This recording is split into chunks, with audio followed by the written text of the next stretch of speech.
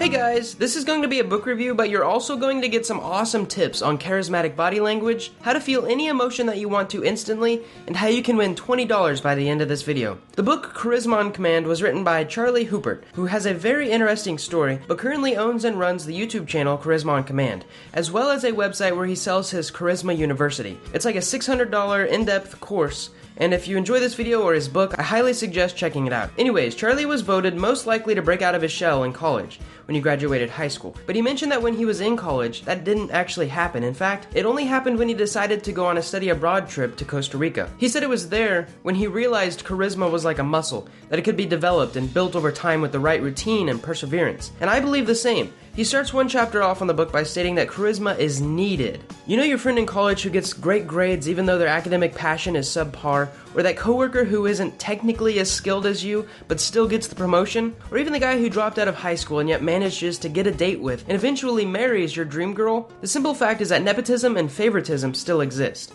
and always will. You can say it isn't fair all you want, but it's a lot easier just to accept it and start understanding what it takes to get what the people we mentioned earlier had.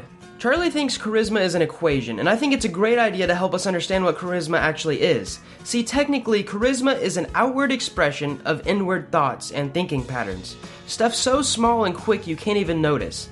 Like someone's eye squinting 25% more, holding eye contact for twice as long, the subtle head nods, the positive energy boost you feel after being with them. Our brain can't process all of this information in a conversation so quickly, so it just declares the state, I like this person, I want to be around them more, which puts that person in your charismatic category. So, Charlie says that the equation is conviction plus energy plus presentation. So the first one is conviction. Conviction is confidence in your beliefs. For example, the famous Steve Jobs was hiring one of his friends, John Scully, and in the process, Steve looked his friend in the eye, who was working at Pepsi at the time, and told him, do you want to sell sugar for the rest of your life, or do you want to come work with me and change the world? And the conviction that he had when he said that was so strong, and Steve had so much confidence in his own conviction, that he got his friend to believe in him too. And that's what successful leaders do, and that's why most of the successful leaders in history are also charismatic. One important thing about conviction is that someone with it cares more about their own character than the opinions of others. That's really difficult if you struggle with the pressure of others, but it can be overcome with practice or a mental mind shift. For example, Charlie mentions that he was thinking about moving to South America. All of his friends and family were discouraging him and telling him why he shouldn't do it. But he went anyways because he felt like he needed to and it was in his character to do so. Just because people don't want you to do something doesn't think that they won't respect you if you do it, or your charismatic past will go down the drain. In most cases, you'll be seen as even more charismatic in the long run, as long as the thing you're doing is in line with your character. The second part of the equation is energy. So what is energy? There are many things that make up a charismatic attitude and presence, but the first is very high energy. Take a look at MLK or Hitler. They both had high energy to lead a large amount of people to follow their own ideas, whether for good or for bad. Another example is a famous Oprah scene where she screams, you get a car, you get a car, you get a car, everybody gets a car. The energy in that building was contagious and people loved to be around it. So I'm going to break down energy into a couple of subcategories. The first is positivity. Positivity is another part of the energy scene. Now you might be arguing Hitler wasn't very positive, and you'd be wrong. While his ethical thought process might not agree with yours, he was very positive in leading his people. For example, he didn't lead with the thought his followers were going to lose the war, they were all going to win it, and he believed it with all of his heart. On the other hand, the people who got a free car from Oprah saw her as pretty positive, as well as the people who watched the episode. So positivity is important.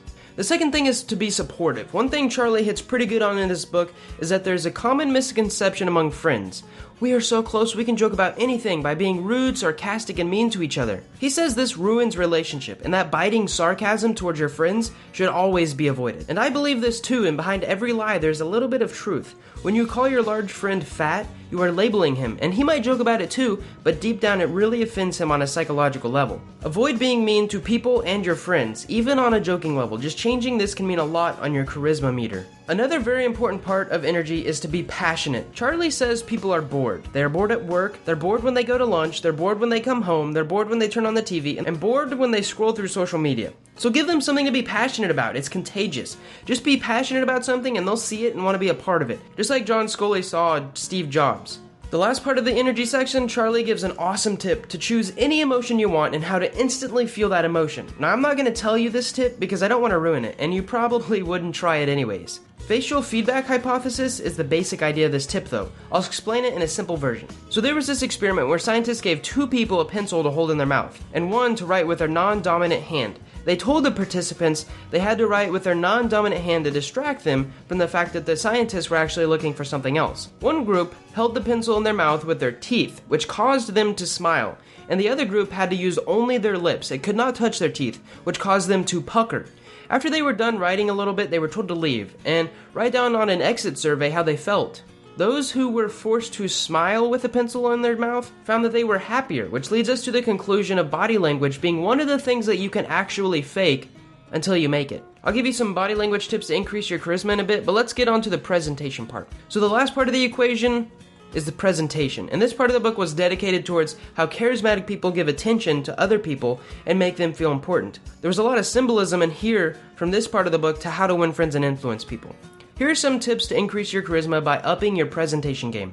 Use their name and remember it. Make jokes in favor of them to boost their own self-esteem. Give them genuine, non-reaction seeking compliments. Now this is really important because a lot of people give compliments so that the other person can give them a compliment back. Non-reaction seeking compliments. Ask for their opinion. Look at the speaker when you are listening, and also when you are speaking, look at the audience. All of them. Smile. Charlie goes a little bit in depth in this book about what a real smile is. It should be with your eyes. Pull your shoulders back, raise your chin, and align your pelvis properly. If you need to, check out some videos on anterior pelvic tilt, since I know a lot of people struggle with this, and a lot of people don't even know that they have this condition. Use open body language to keep your body and chest pointed towards people.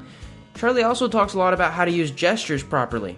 He says to use a lot of them, and in his videos on his YouTube channel you can see that he enforces this. And the last tip is to touch others to build trust. There's a ton of information in Charisma on Command, and I really hope you guys enjoyed my review. If you want to check out this book, I'll leave an Amazon link in the description. Also, if you want a free audiobook, I'll leave a link in the description so you can sign up and get the audio version of this book from Audible. One more thing. Remember at the beginning I said you could win $20? The best comment on my next video within 60 seconds of uploading will receive a $20 Amazon gift card. So make sure you turn on that notification bell. Also, everyone who comments on the next video within 10 minutes, I will personally check out your channel and leave a comment on a video if you have any videos. Also, one last thing, please give me some feedback on this video. I made it within 24 hours. I read the book, I took notes, I wrote an article, I narrated it, and animated it all in one day. Hope you guys enjoyed, and thanks for watching.